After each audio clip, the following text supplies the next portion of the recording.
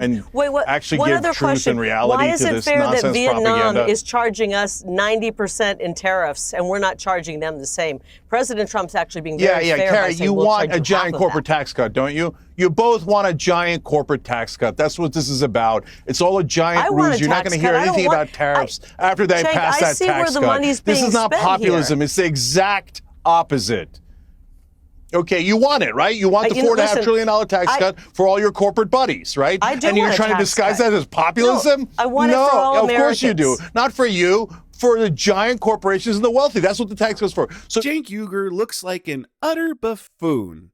On the Piers Morgan Uncensored show, they were talking about the latest Trump retaliation tariffs.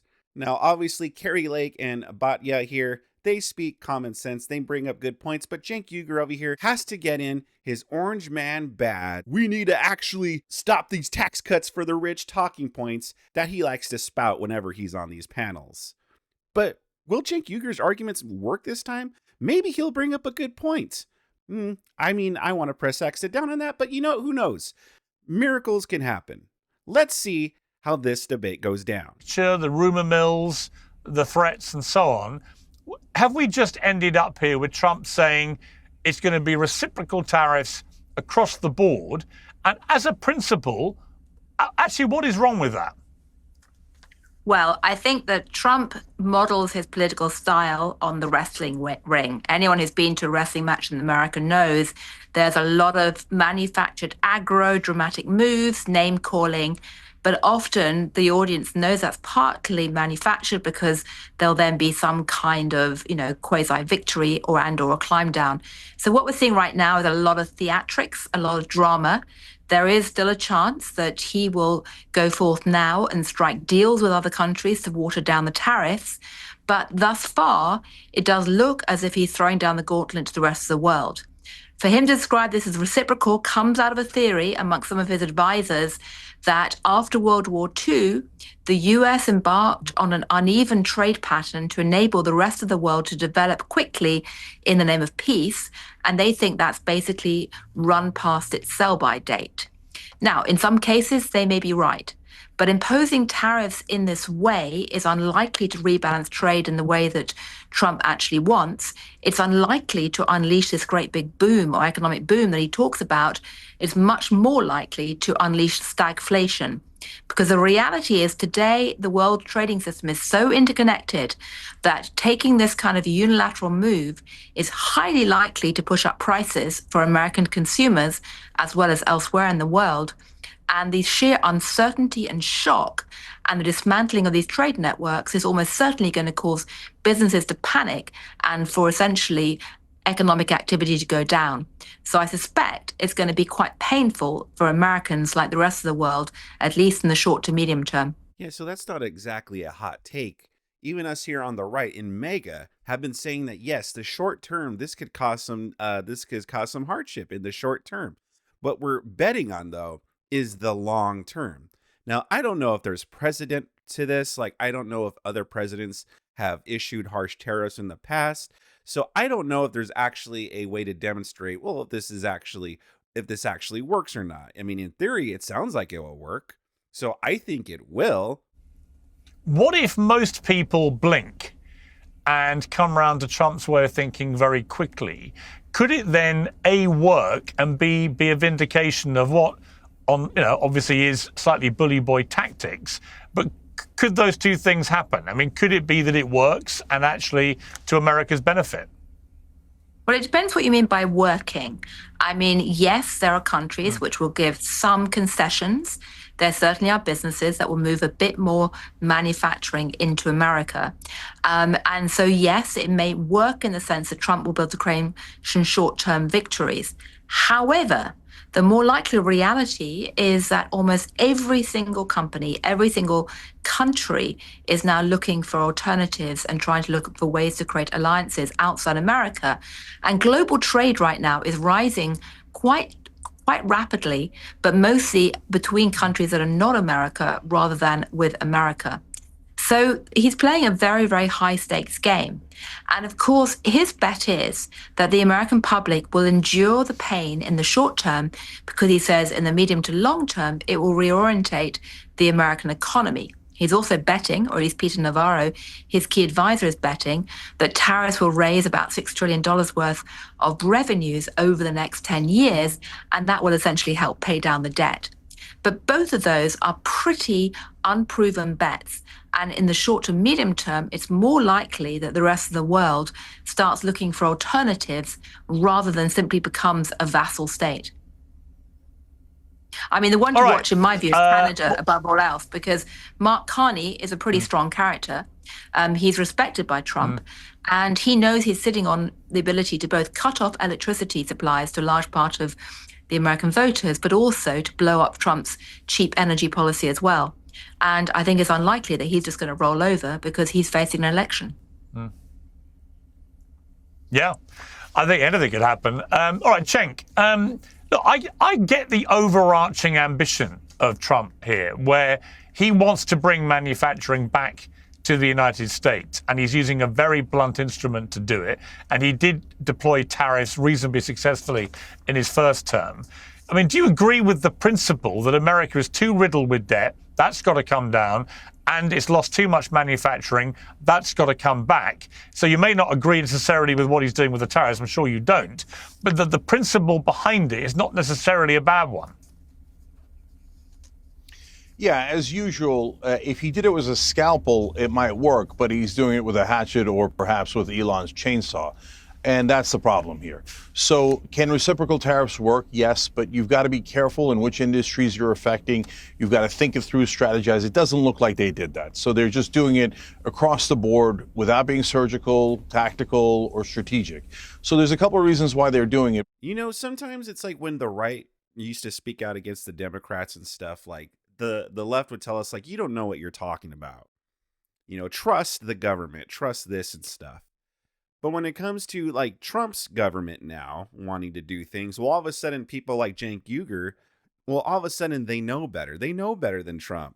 Cenk has all the answers. He knows how to run this country better than Donald Trump. It's kind of ridiculous, really. One is by far the most important. Trump's always liked tariffs. He's always believed that tariffs were going to magically repair everything in the country. No, they're not magic. They have upsides and downsides. In some cases, they make sense to protect manufacturing. In other cases, they don't, because they lead to inflation and stagflation. So number two is he uses it as a negotiating tactic. He's used that a lot, but now people are starting to call his bluff. And I'm actually a little bit worried that this is actually going to be a stimulus for the rest of the world to unite against us, because they have no choice. The European Union, Canada, Mexico, Japan, etc. South Korea will have to say, how are we going to respond to America? How are we going to respond against America? And I don't like them being united against us. I think that's counterproductive. But most importantly, Piers, none of this is going to last. He said, oh, this is going to last for years and years. There's no way that's going to happen. So it's way too much of a hatchet, and it'll hurt the stock market in the short run, the mid run, the long run, etc. His donors will rebel. They're already rebelling, et cetera. But all of this is actually just a ruse to pass that $4.5 trillion tax cut, because they want to be able to say what you guys just talked about. Oh, no, the tariffs will magically bring us $6 trillion over a decade. So don't worry about that $4.5 trillion we're going to funnel to all of our donors, to Elon Musk, to Donald Trump, and to all the richest people in the country, and to corporations. That's what all of this tariff nonsense is about. That's what the gold card nonsense is about. That's what Doge nonsense is all about. It's all to say, oh, don't worry about how we're going to blow up the debt and the deficit by doing another gigantic tax cut for the rich and for corporations.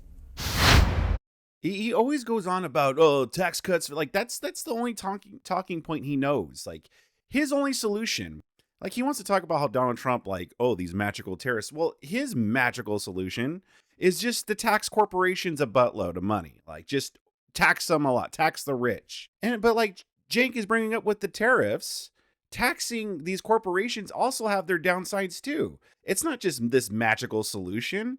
And Cenk Uygur always just thinks of the short term. He doesn't think of the long term.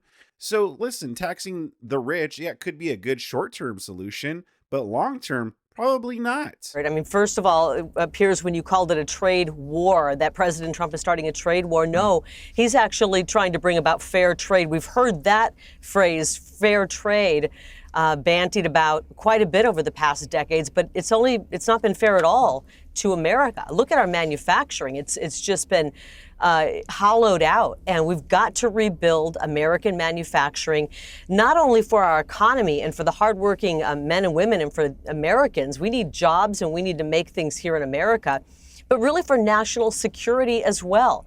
I mean, we're making everything in Asia, overseas, in India. We've got to make really important items here, whether it be medicines, whether it be vehicles. We need to do this for our national security. You know, so much is made in China over the years, an adversary of ours. If they just turn things off to America, for lack of a better term, we're screwed. And President Trump is not just looking out for his donors. First of all, Cenk, he's not running.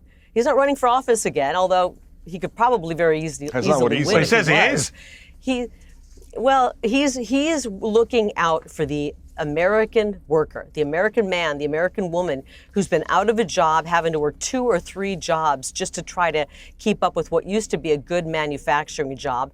And we're going to be seeing manufacturing come back. And let me tell you, as we get rid of some of the jobs here, I call them welfare jobs in the federal government, people making a fortune, hardly doing anything in a federal government job. As we start to move people out of those jobs, we're going to have a ton of incredible jobs opening up as all of this investment from foreign companies comes in. We're going to be so proud to see Made in America on products once again. I applaud President Trump for taking a bold move. This isn't the art of the deal. This is the art of the trade deal. And we've been getting abused by the international community for so long. And, you know, you see it in these trade deals where they make it so it's very negative toward America, but they try to tell us that it looks good, the trade deal's good for us when it hasn't been. This is actually a trade deal that will be good for America. Just you watch. It's going to come back. It's going to come roaring back, and we truly will see the benefits of this, I think, sooner rather. Art of the trade deal. I like that. And the thing is, too, is that with Cenk's plan, where he wants to tax these corporations a high amount, that actually encourages them to send these companies overseas then, where they won't get taxed so highly.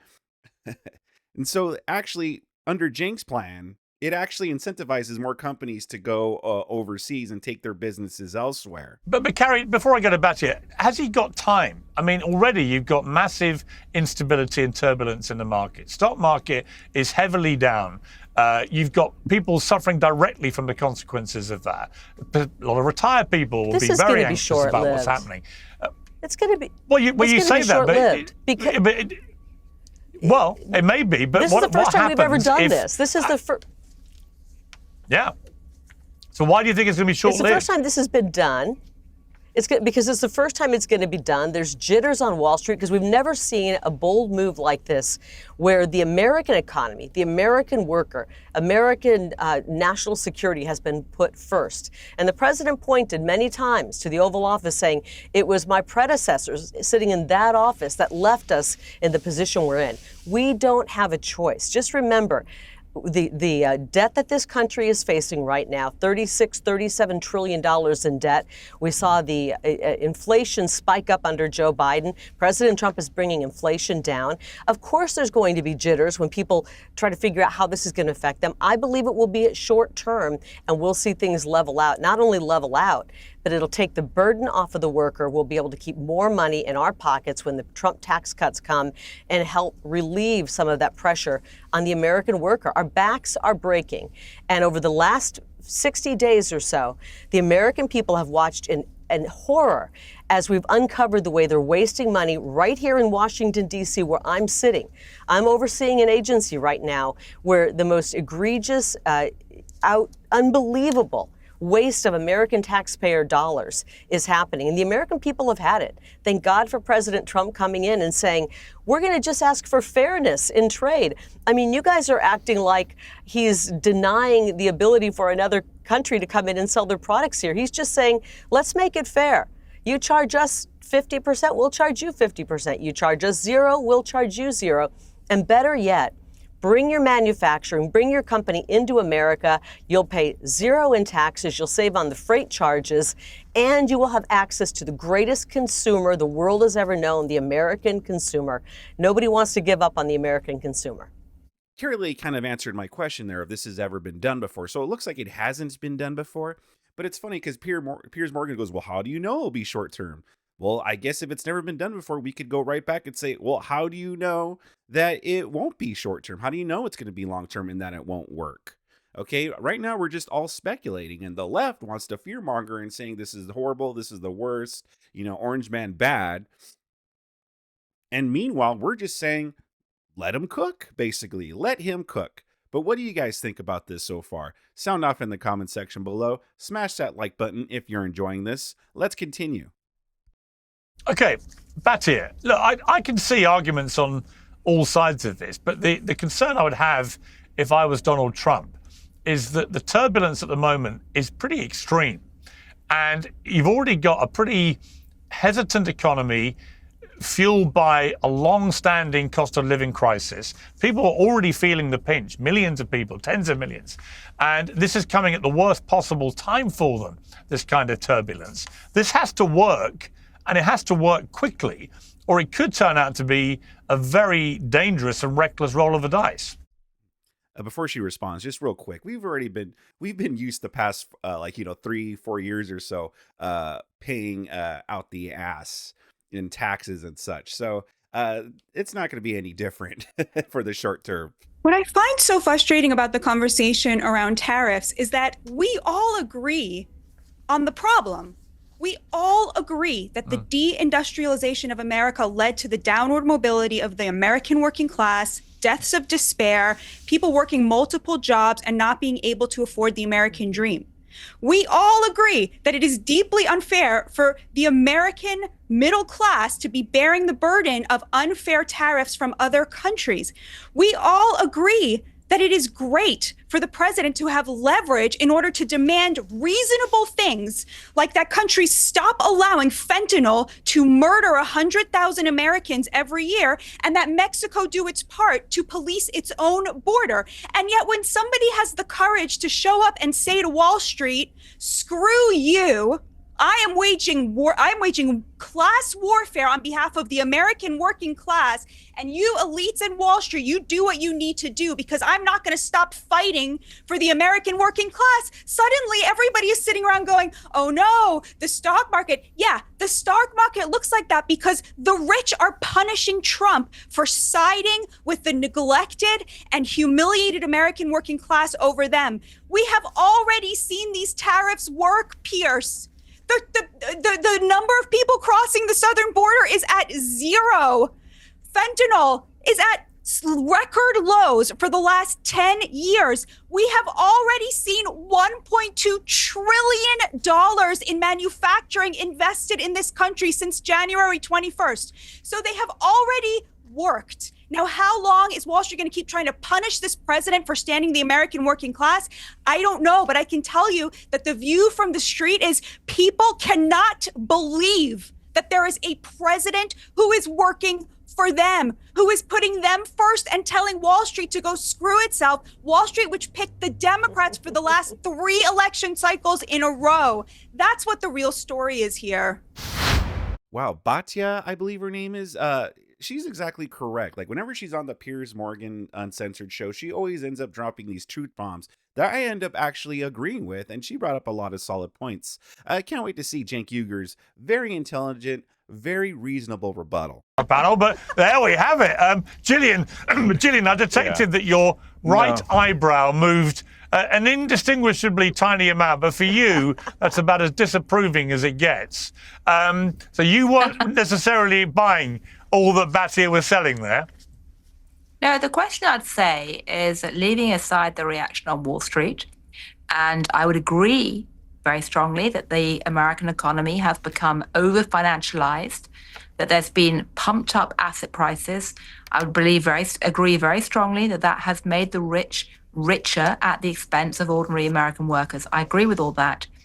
What I find very striking, and I think is going to be Trump's biggest challenge going forward, is that if you look at surveys of what ordinary Americans, not Wall Street, but ordinary Americans think is now going to happen to inflation and growth and employment, inflation expectations have jumped up in the last 2-3 months from 3% to over 6%.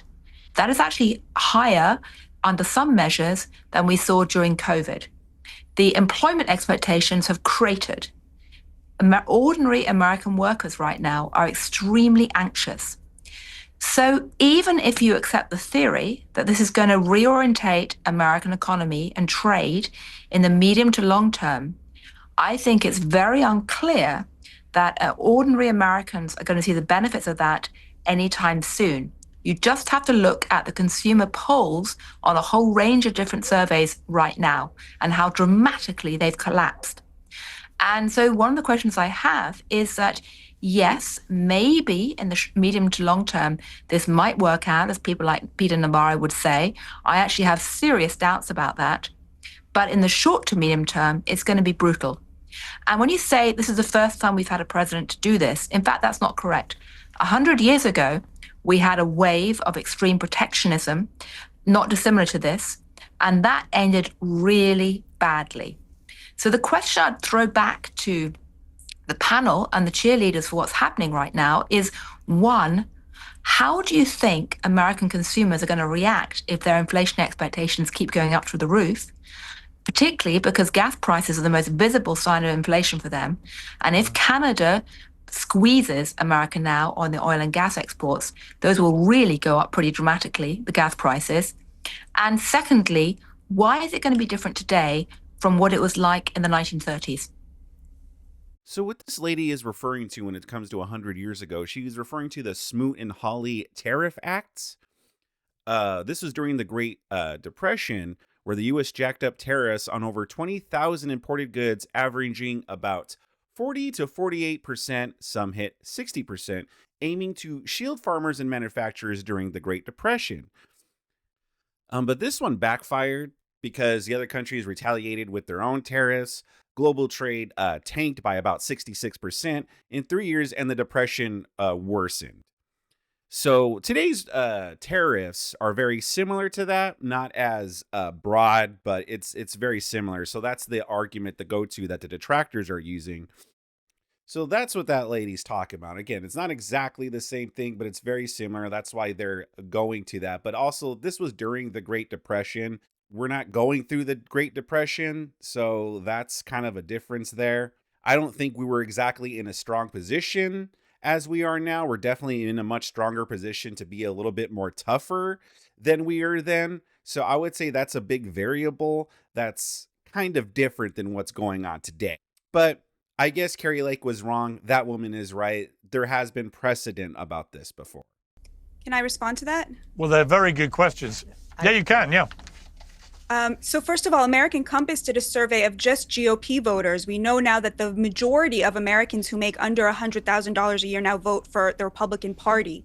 So that was almost a means-tested poll. And they found that 77% of GOP voters, the working class, not the elites, said that when they were asked, they said they would be willing to pay higher prices if it meant bringing back manufacturing, because of course in their mind they are going to be the beneficiaries of those manufacturing jobs. About Canada, a lot of people are asking, why Canada? We love Canada. Canada are our friends. Why wage this, tariff war on Canada? And of course the answer is simple. Canada and Mexico are the back door to the American economy because we have this trade deal with them, the USMCA. So if there are no tariffs on China, if Canada and Mexico do not match our tariffs on China, China simply builds car manufacturing plants in Canada and in Mexico, which they have already done, and they use that in order to get tariff-free cars into the American market, which is exactly what President Trump is trying to get away from.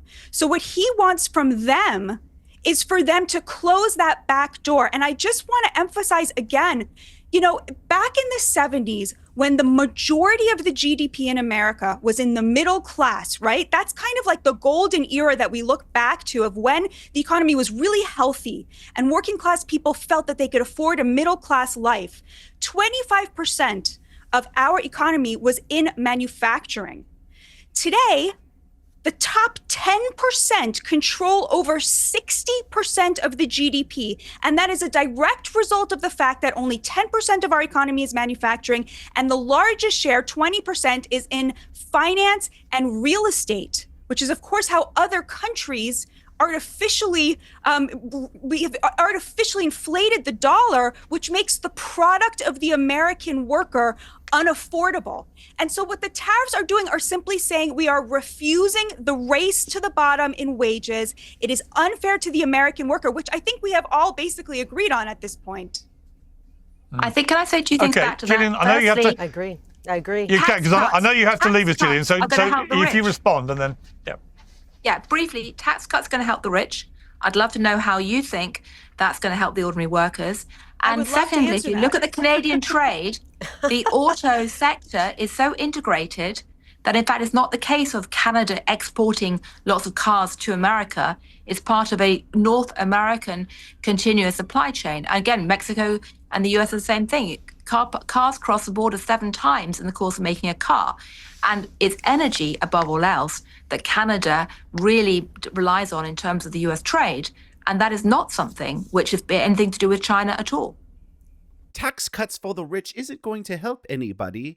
I immediately know I don't know if I should trust that person, because it shows an ideology that's just the rich bad, rich evil. The government needs, not even us, it's the government needs to take more of their money, I guess, to give to us through government programs or whatever, or give to the Ukraine, or give to whatever foreign projects that they wanted to do. Also, too, we've seen when we tax the billionaire companies or whatever, if we tax the corporations a lot, because I've heard this argument, trickle-down economics isn't a thing. But for some reason, if we undertax the rich, if we do tax cuts for the rich, for some reason, trickle-down economics isn't a thing. But if we overtax the rich, that has negative consequences for the workers, because the corporations move overseas, or the companies actually have to fire a lot of people, maybe even reduce wages, or I don't know. But it's not beneficial to the government, the corporate workers. So how come trickle-down economics isn't a thing? But if you overtax them, we feel the effects of that. That's what I don't understand. Yes, I know giving tax cuts to the corporations doesn't automatically mean it's going to go into the worker's pocket. I get that. I don't think that if you give tax cuts to corporations, they're automatically going to give their workers raises or anything like that. I don't think that's what's going to happen. But to say that there is no trickle down at all, like if they don't use that money that they earn to reinvest back into the company and help the company grow, that it's not going to benefit the worker in any way. Like if the company gets and makes and earns more money and is able to keep able to keep more of the money that they earn, that they can't therefore invest that into healthcare for their workers or other benefits for their workers. I don't see how that logic pans out. I don't see how that therefore doesn't happen. These people like Cenk Uygur and this woman right here just assume that if we tax the corporations less, that therefore the CEOs are just going to pocket it and then go and hang out in their yachts somewhere. I feel like that's the idea they have in their heads. When in reality, a lot of these corporations, not all of them, there are some that are greedy, but a lot of them could reinvest that into that company in a way that benefits the workers. What I was just trying to point out is that Trump's end game with Canada is not the tariffs. It's for them to close the door to China. And about the tax cuts, I think Trump is doing something really unique here, which is also answers your question about FDR and how we avoid that. He's waging class warfare on behalf of the working class with tariffs and controlling the border, limiting the supply of immigration and of labor. But he is also lowering the corporate tax rate and giving tax cuts to the wealthy in order to bolster that side of the economy. And so he's doing a 1-2 game here, where he's using 2 mechanisms in order to raise the wages of the working class, and using 2 other things in order to attract investment and to give those people who are business leaders an opportunity to feel better about what he has planned for them. Deregulation This stuff is a really big deal if you are on the business owning side of things. This is great for business leaders and it's great for industry. And so it's this two-pronged approach that I don't think we've ever seen before. And it's just a very interesting and unique way to approach. We've seen it a million times. Okay, let me just hang on one second. Steve Bannon himself. Hang on one second. Let me give says, hang on. Final word to Gillian because I know you have to go. So Gillian, respond to that. Then I'm going to get a Cenk and then to Kari. Yeah. Steve Bannon himself is so worried about the income inequality is going to be fueled by giving tax cuts to the wealthy, and so worried about the debt implications that he said on the record that he thinks there should be tax rises for the wealthy. I think that's where many American heads are right now. And I'd be really curious as to how Trump weathers this going forward. And I'm sorry, I do have to jump. I do apologize. It's a great conversation, though. I've learned a lot. Thank you. Gillian, great to have you. Thank you very much. Really appreciate it. Great talking to you, Jillian. The Trump tax cuts No, I got to get in here. Americans. This is a lot of nonsense. We'll say goodbye to Gillian, and we're going to Kari. Cenk, do you like paying more taxes? Okay. Cenk, do you want the Trump tax cuts to so go listen, away? can I just and one other regulate question. here? Yeah, by the way, Cenk Uygur is also wealthy too. Yeah, I know he's not this huge millionaire or something like that, but Cenk Uygur is a millionaire. Like he owns the Young Turks, and Young Turks is a prominent left-wing news outlet or political outlet or whatever like that. Yeah, and I'm sure that's what's funny about this is that Cenk Uygur, as a business owner, you would think that he would want to pay less taxes and not more. But I don't know. Maybe Cenk Uygur wants to give more of his money to the government. Who knows? And actually one give other truth question. and reality Why is to it this fair nonsense that Vietnam propaganda. is charging us 90% in tariffs and we're not charging them the same? President Trump's actually being very fair by Kari, saying you we'll want charge a you giant half of corporate that. tax cut, don't you? You both want a giant corporate tax cut. That's what this is about. It's all a giant ruse. You're not going to hear anything about tariffs after they pass that see tax where the cut. money's This being is not spent populism. here. It's the exact opposite.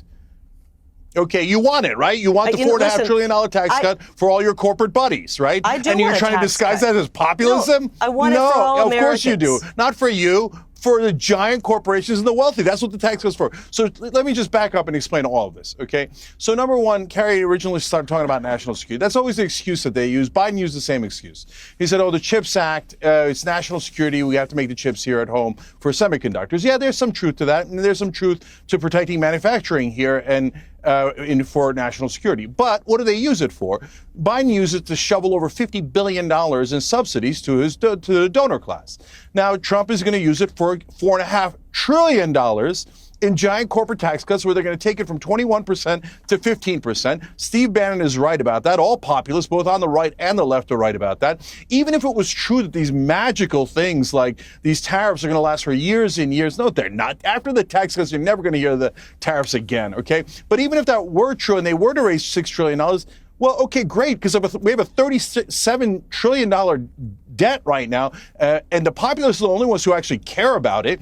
The establishment Democrats and Republicans, and now Trump, and also in his first term, now in his second term, are going to add and add and add and add. So if you're worried about the debt, why would you do $4.5 trillion to the richest people in the country? Why are you taking it out of our pockets, putting it in their pockets? Trump already took the corporate tax rate from 35% to 21%. Now he wants to bring it down to 15%. These tariffs are nothing but a distraction and a squirrel, so he can say, it's all good. It's all good. I'm not going to add to the debt. You give all my corporate donors trillions and trillions and trillions of dollars. If you were actually serious about being populist, you would say, okay, look, no matter what you think about tariffs and whether you think a more strategic approach would have been better or a blunt instrument like this, we can all agree that there's no reason to give away $4.5 trillion to corporations. You cannot make the argument that that's a populist position. That is a giant, giant, giant giveaway. And I can't stand it. And Batya, the way that Wall Street works, and believe me, I have no friend at Wall Street. Hold on. Well. The way that Wall Street works is, why does the stock market go down?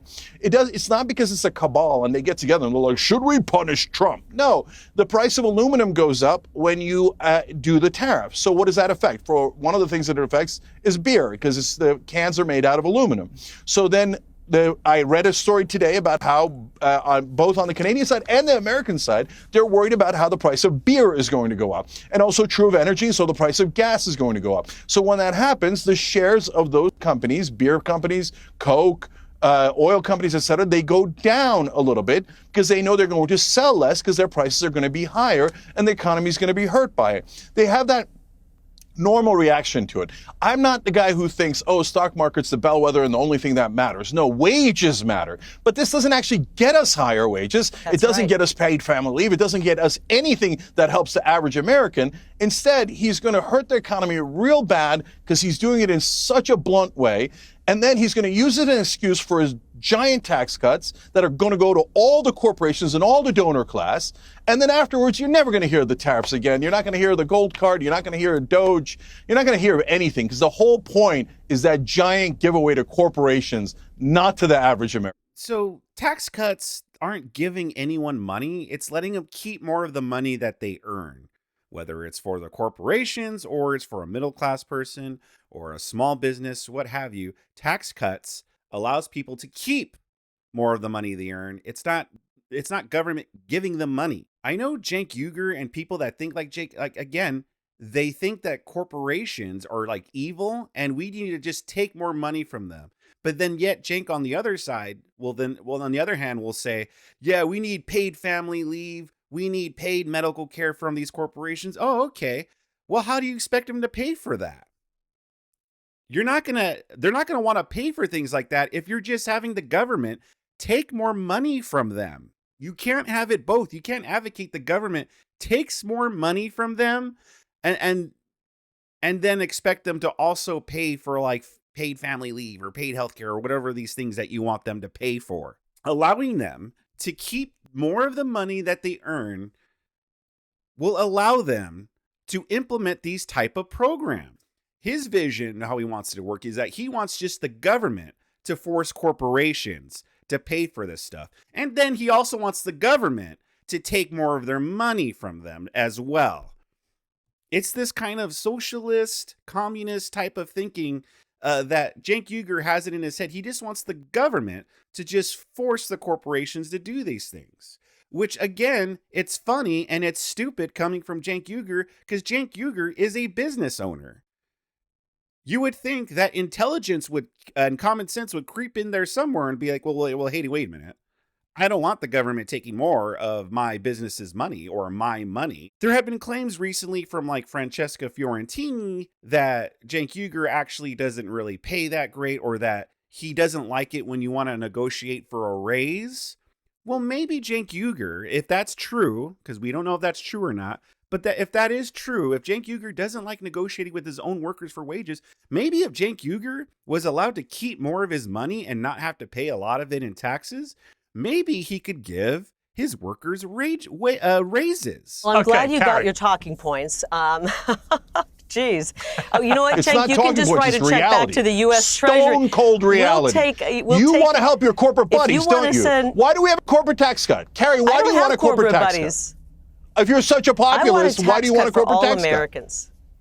I want the Trump tax cuts to continue for all Americans. Corporations are not Americans. I'm in It's so typical that the left always interrupts, but I'm here in Washington, D.C., Cenk, okay? I'm watching how they're abusing the American taxpayer. President Trump is standing up for the American taxpayer. We're cutting the waste in Washington, D.C.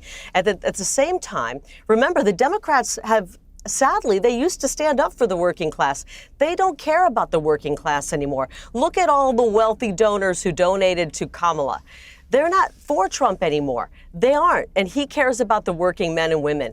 I have lived, and I've been all across this country. I've lived in parts of the Rust Belt before where towns are just boarded up factories that haven't seen any work done in them for decades. We are going to bring back manufacturing and jobs for the American man and the American woman. And we're going to do so very quickly. This is not something that we're going to slow roll into. We've been watching for years as America's gotten screwed over by trade deals, and President Trump isn't going to stand for it anymore. We know this will work. There's going to be a lot of fear-mongering coming from the left and the media. There's going to be a ton of fear-mongering. Your beer prices are going to go up. All the stuff Cenk just said. Just wait and see. This is going to happen. There's going to be a few bumps along the way. But in the end, we are going to see a strong American economy, a strong middle class. You're right. The middle class has been decimated. It's going to come roaring back. If we don't have a middle class, our economy will never be strong again. Very well said by Kari Lake. Cenk Uygur looked like an utter buffoon once again with his talking points, as Kari Lake said.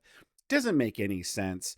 Just more Trump derangement syndrome, just more orange man bad, orange man bad, orange man bad. And she's absolutely right. There is going to be a lot of fear mongering coming from the left. It's already happening. Every single move that Trump makes, it's the worst thing ever. The worst thing ever.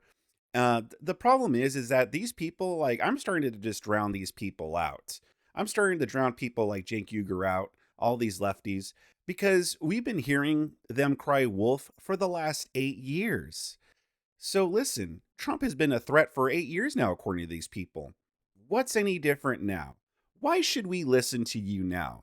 Maybe if you stopped with the fear mongering, stop with calling him a fascist, an authoritarian, and all these other name calling, like maybe if you just stopped with the hyperbole and you actually made rational arguments that isn't just meant to strike fear into our hearts, but actually makes us want to listen, then maybe. And if you're honest too, by the way, not just fitting everything into your narrative, your propaganda, that's another thing too. Maybe we would be more apt to listen to you, but I'm starting to just drown you guys out. What do you guys think though? Sound off in the comment section below. Subscribe to my channel if you really enjoyed this. If you like seeing Cenk Uygur look like a buffoon, if you like watching Piers Morgan panels, I got playlists up on the screen that you could check out that I think you'll enjoy, along with a channel full of content very similar to this that I think you'll really enjoy.